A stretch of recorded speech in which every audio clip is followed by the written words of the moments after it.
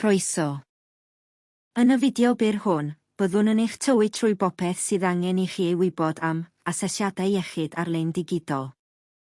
Mae'r asesiadau yma yn eich helpu i ddweud wrthym am eich iechyd. Maent yn rhoi ffordd syml i chi rannu beth sy'n bwysicaf i chi, sut rydych chi'n teimlo, a'ch anghenion, gyda'ch tîm gofal iechyd. Rydym yn blaenoriaethu eich iechyd a'ch lles, ac rydym yn poeni am yr hyn sy'n bwysig i chi.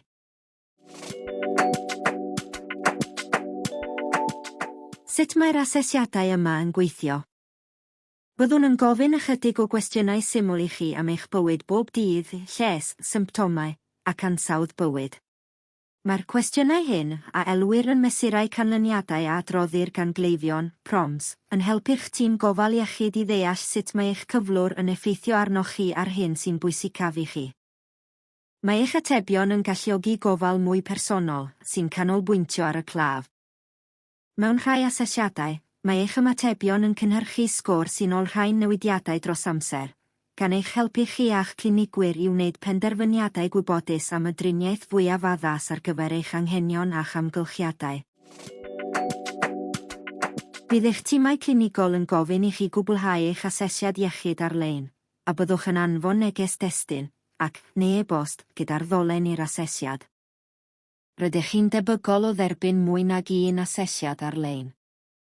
Gellir ei cwblhau ar wahanol gamau o'ch gofal i helpu clinigwyr i fonitro a gwerthuso triniaeth, helpu trafodaethau yn ystod ymgynghoriadau a chefnogi gwneud penderfyniadau ynghylch triniaeth.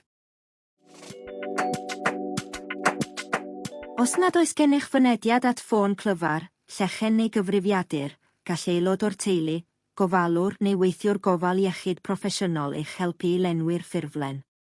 Mae'r wybodaeth a ddarperir fel rhan o'r asesiad yn parhau i fod yn gyfrinachol rhwng pob claf a'r tîm gofal iechyd.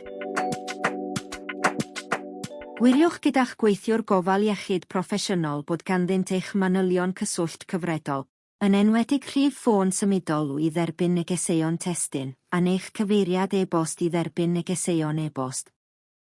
Mae dolen i gwblhau'r asesiadau digidol hyn wedi'i chynnwys yn y cyfathrebiadau hyn. Bydd rhagor o wybodaeth yn cael ei hanfon atoch pan fyddwch yn cael eich gwahodd i gwblhau eich asesiad iechyd digidol ar-lein. Diolch am wylio.